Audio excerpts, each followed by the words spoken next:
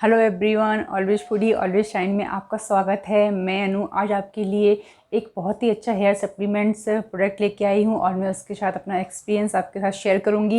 लेकिन उसे शेयर करने से पहले मैं आपको बताना चाहूँगी मेरी हेयर लॉस स्टोरी।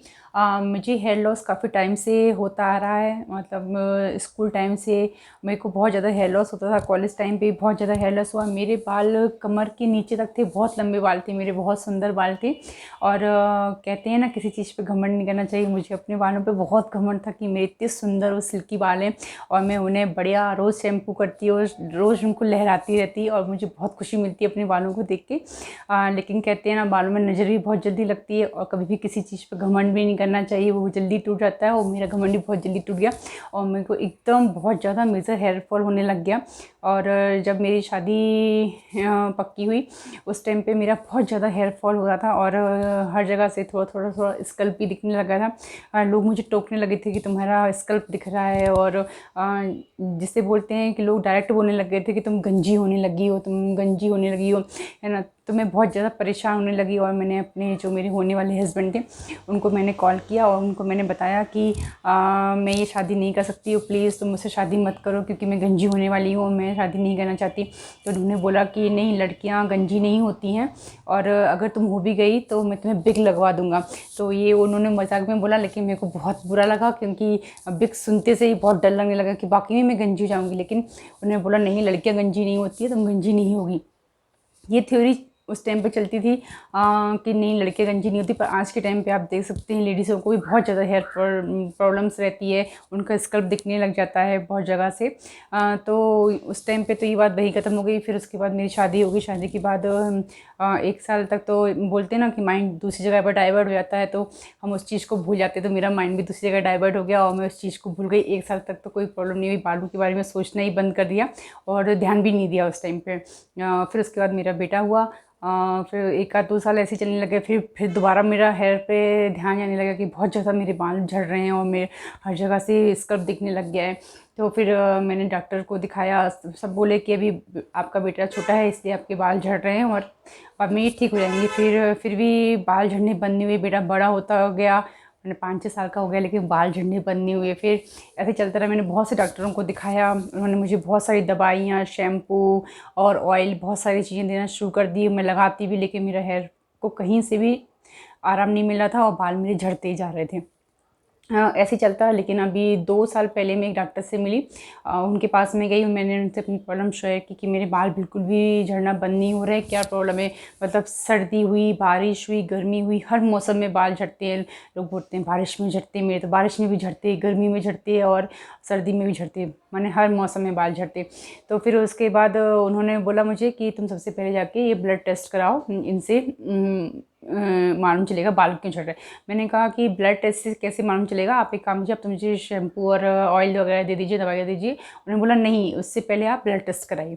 तो मैंने ब्लड टेस्ट कराया। ब्लड टेस्ट में मैंने हीमोग्लोबिन और विटामिन B12, विटामिन डी और भी बहुत सी चीज़ें थी जो मैंने टेस्ट कराई।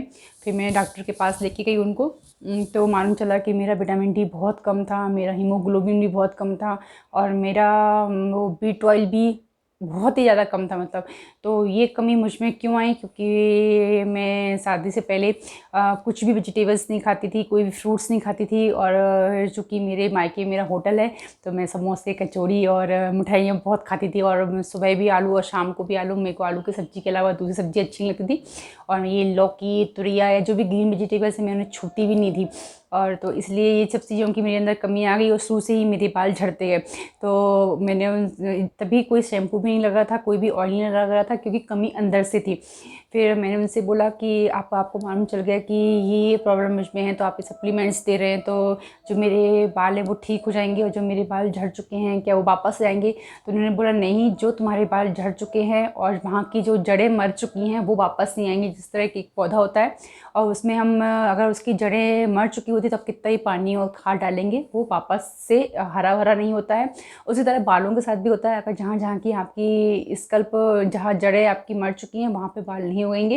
लेकिन हाँ, जो बाल बचे हुए हैं हम इन सप्लीमेंट्स के द्वारा अच्छा रख सकते हैं और लंबे समय तक, मतलब ये अच्छे रहेंगे सप्लीमेंट से। और बचे रहेंगे कहें तो मैंने कहा ठीक है। तो फिर उसके बाद मैंने सप्लीमेंट्स लेने शुरू किए, तो मेरे को थोड़ा झड़ने में प्रॉब्लम कम हुई, मतलब 100% में से कम 70% तो मेरे बाल झड़ने कम हुए उन सप्लीमेंट्स के द्वारा। लेकिन बोलते हैं ना कि देर बहुत ज़्यादा हो चुकी थी प्रॉब्लम जानने में, कि प्रॉब्लम कहाँ से थी। ऊपर से हम लगाते गए शैम्पू तेल सब लगाते गए, लेकिन प्रॉब्लम अंदर से थी। तो अगर आपके भी बाल कंटिन्यू झड़ रहे हैं और आप बहुत परेशान हो रहे हैं बालों के लिए, तो आप भी अपने डॉक्टर्स के पास जाइए और उनसे बताइए कि मतलब मुझ में कहाँ से कोई टेस्ट कराना है, कहाँ कोई सी कमी है, तो वो आपको बताएंगे, तभी आपको मालूम चलेगा। सही समय पर सही जानकारी का होना बहुत ज़रूरी है। मेरे पास सही जानकारी नहीं थी, इसलिए मुझे इतनी ज़्यादा प्रॉब्लम हो गई। आज मैं आपके साथ इसलिए शेयर कर रही हूँ कि अगर आपके बाल अभी झड़ना शुरू हुए हैं और स्टार्टिंग है, तो आप डॉक्टर के पास जाएं। ये घरेलू नुस्खे, होम रेमेडी या कोई भी शैम्पू और तेल से कुछ भी नहीं होता। मैंने काफ़ी कुछ किया, इनसे कुछ भी नहीं होता है। प्रॉब्लम जब अंदर से होती है तो अंदर से ही ठीक होती है, और बालों में जो खास तौर से हम जब अच्छा खाते पीते हैं तभी वो हमें अंदर से लगता है। तो ये वीडियो बनाने का मेरा आज का यही फंडा था कि मैं आपको बता सकूं कि जो मेरे साथ हुआ है वो आपके साथ नहीं हो, या अगर आप इस प्रॉब्लम से जूझ रहे हैं तो आपको उसमें हेल्प मिले। और बोलते हैं ना कि अगर आप में कोई खूबी है और कोई कमी है, तो लोग बोलते हैं जो खूबी है आप उस पर काम मत कीजिए, जो कमी है आप उस पर काम कीजिए। ऐसे मेरे साथ भी हुआ कि मेरी स्किन अच्छी थी और मेरे बाल बहुत ज़्यादा ख़राब थे, तो मैंने अपनी स्किन पर ध्यान छोड़ के कि वो तो अच्छी है, मैंने अपने बालों पर ध्यान दिया। तो उससे क्या हुआ, स्किन तो मेरी मैं धीरे धीरे मैं उस पर ध्यान देना बंद कर दी, तो वो तो थोड़ी सी ख़राब होने लगी, और बालों पे तो कोई असर नहीं पड़ा, मैंने कितना भी ध्यान दिया। तो उसके बाद मैंने ये सीखा कि अगर आपके पास कोई खूबी है तो उस खूबी को इतना आप निखारिए कि जो आपकी कमी है वो छुप जाए। तो अब अगर 10 लोग मुझे मिलते हैं, 10 में से अगर 5 से 6 लोग मेरे स्किन के बारे में पूछते हैं, तो 2-3 लोग होंगे जो बालों के बारे में टोकते हैं। तो कभी भी आपके पास अगर कोई खूबी है तो आप उस खूबी को इतना उभारिए कि आपकी कमजोरी छुप जाए बिल्कुल भी, और नहीं छुपे तो कम से कम एक तो अपने पास खूबी है ही। तो ये था मेरा आज का वीडियो बनाने का मकसद। तो अब मैं उस प्रोडक्ट पे आती हूँ जो मैं अभी ले रही हूँ। वो है ओजीवा का बायोटीन 10,000 mg। आप देख सकते हैं ये बहुत ही अच्छा प्रोडक्ट है, नेचुरल प्लांट बेसिस है ये। और इसमें आप देख सकते हैं इसमें हेयर ग्रोथ और हेयर फॉल के लिए बताया गया है, और साथ में भी स्किन और नेल्स के लिए भी बहुत अच्छा है। और ये प्रोडक्ट में अभी ये मेरा दूसरा डिब्बा है, और मैं अभी एक डिब्बा ख़त्म कर चुकी हूँ। और ये इस तरह से पाउडर में आता है। आप इसके बाद एक स्पून भी आती है, आपको एक स्पून लेनी होती है और पानी, 1 गिलास पानी में डाल के आपको घोल के इसको पी लेना होता है। और आप इसे किसी भी टाइम पे ले सकते हैं, और ये बिल्कुल नेचुरल चीज़ों से बना हुआ, इसके कोई भी साइड इफ़ेक्ट नहीं है, और बायोटिन हमारे बालों के लिए बहुत अच्छा होता है। तो अभी मैंने इसको लेना शुरू किया तो मेरे बाल झड़ने में थोड़ी सी कमी आई हुई है। तो मैंने कहा कि चलो आपके साथ में, वैसे तो मैं सोची थी 2 से 3 महीने बाद आप इसका रिव्यू करूं, पर मुझ पर रहा नहीं गया, तो मैंने इसको ये सेकेंड डब्बे में ही अपना रिव्यू दे दिया। और ये काफ़ी अच्छा प्रोडक्ट है, मुझे बहुत अच्छा लगा ये प्रोडक्ट। और ये मैंने नायका से परचेज़ किया है, 699 यानी 700 के समथिंग मैंने इसको परचेज़ किया है। ये थोड़ा महंगा है पर ये 1 महीने आराम से चलता है, और ये बहुत ही अच्छा प्रोडक्ट है। तो आप कुछ भी अगर लगा रहे हैं तो लगाने की जगह खाना और पीना शुरू करें तो आपको बहुत ज़्यादा फ़ायदा होगा। तो आई होप आपको ये मेरा वीडियो पसंद आए, तो उसे लाइक ज़रूर कीजिए और मेरे चैनल को सब्सक्राइब ज़रूर कीजिए। Thank you.